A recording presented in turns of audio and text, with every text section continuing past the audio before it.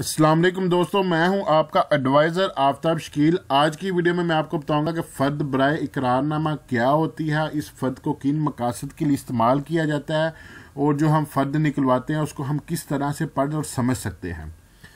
इकरारनामा लोग क्यों करवाते हैं? इकरारनामा लोगों के करवाने की दो बड़ी वजूहात होती हैं। सबसे पहले वजह यह होती है कि लोग क्या करते हैं कि कोई रकबा, कोई ज़मीन खरीद लेते हैं, लेकिन वो रजिस्ट्री करवाने के लिए, उसका इंतकाल करवाने के लिए जो है वो काफ़ी ज़्यादा पैसे लगते हैं। तो लोग क्या करते हैं कि वो उसका रजिस्ट्री और इंतकाल नहीं करवाते।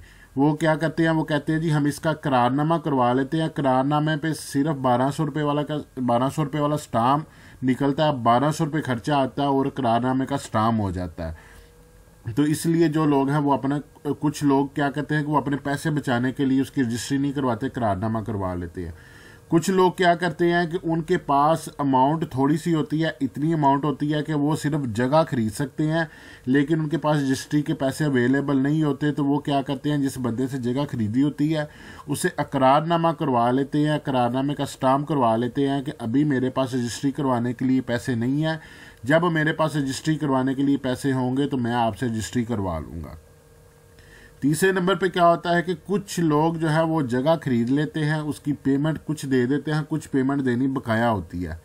तो वो अपनी तसल्ली के लिए और किसी किस्म के भी फ्रॉड से बचने के लिए क्या करते हैं कि वो उस बंदे से इकरारनामा लिखवा लेते हैं कि इतने पैसे मैंने तुमको दे दिए हैं, इतने पैसे मैंने तुमको वो बकाया देने हैं, वो मैं 6 माह बाद, साल बाद मैं आपको दूंगा। तो जब मैं वो पैसे दे दूंगा तो फिर मैं आपसे जो है वो रजिस्ट्री या इकरारनामा करवा लूँगा। अब इकरारनामा में मोस्टली जो है वो 90% लोग जो है वो, जो बंदा जगह सेल करता है वो आजकल फ्रॉड कर जाते हैं। 90% जो केसेस जो है ना वो इकरारनामा के आ रहे हैं। उसकी वजह ये होती है कि उस बंदे ने, जिस बंदे की जगह थी, उस बंदे ने जगह सेल की। जब उसने सेल की थी उस वक्त उसकी कीमत कुछ और थी। जब वो बंदा, जिस बंदे ने खरीदी, वो 4 साल बाद या 5 साल बाद उस बंदे के पास जाता है, जी अब मेरे पास पैसे बन गए, आप मुझे इसकी रजिस्ट्री करवा दो, तो उस जगह की वैल्यू जो है वो दुगनी तिगनी हुई होती है। तो वो बंदा उसको रजिस्ट्री नहीं करवाता, जिसकी वजह से जिस बंदे ने करारनामा करवाया होता है उसको बहुत ज़्यादा परेशानी का सामना करना पड़ता है। तो फिर उसको क्या करना पड़ता है कि यहाँ उसको कुछ और पैसे ले देकर जो है उसको करारनामा करवाना पड़ता है, या फिर अदालत में बात चली जाती है, तो लंबे केसों में बंदा पड़ जाता है।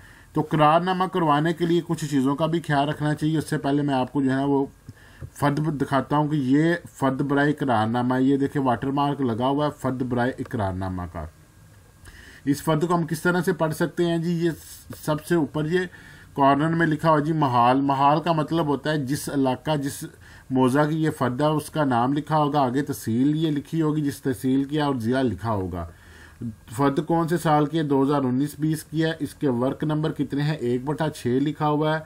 6 का मतलब यह है कि इसके टोटल 6 सफ़ात हैं। हम पहले सफ़े पे हैं। सबसे पहले नंबर पे खेवट है, ठीक है। खेवट क्या होता है कि जिस खेवट में, यानी जिस खाते में ये बंदा मालक है, वो उसका ये नंबर लिखा हुआ है। ये 2 नंबर लिखे हुए हैं, एक ब्लैक में एक रेड में।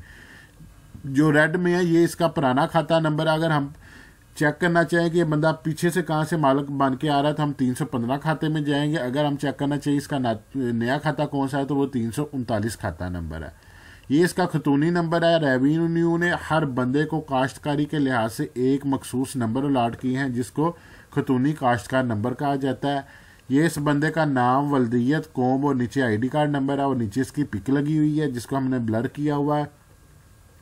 आगे इसके जो हकूक़ हैं वो हकूक़ इसके मालकाना हकूक़ हैं। इसके आगे इसका हिस्सा है और हिस्से के नीचे इसका जो हिस्सा मुंतकिला है, जितने हिस्से की ये फ़र्द निकलवा रहा है।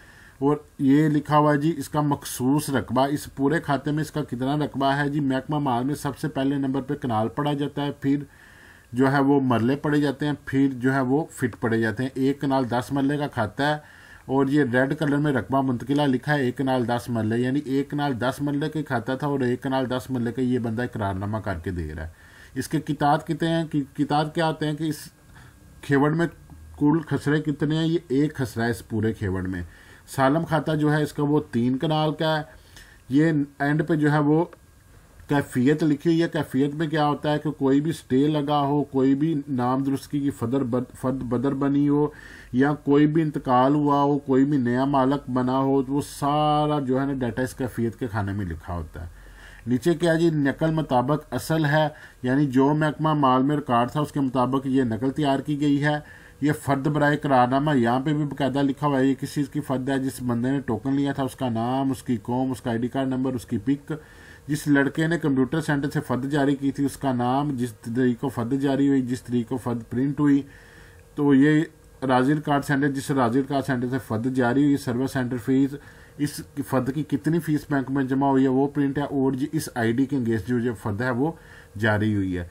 अब होता क्या जी, जब भी आप इकरारनामा करवाएं तो इकरारनामे के लिए यह है कि आप जिस बंदे ने जगह खरीदी है वो 2 गवाहान जो है वो अपने गवाहान के ऊपर सिग्नेचर करवाए, ताकि अगर बेचने वाला बंदा कल को मुकरे तो गवाहान आपके हक में बयान दे सके कि इस बंदे ने जगह जो है वो सेल की थी, आपका इकरारनामा जो है वो कानूनी तौर पर लीगल साबित हो।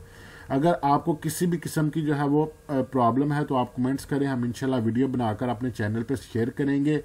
अगर आपको मेरी वीडियो अच्छी लगती है तो मेरे चैनल को ज़रूर सब्सक्राइब किया करें, वीडियो को लाइक किया करें और कमेंट्स करें। मिलते हैं अगली वीडियो में, अपना ख्याल रखिएगा। फ़ी अमान अल्लाह।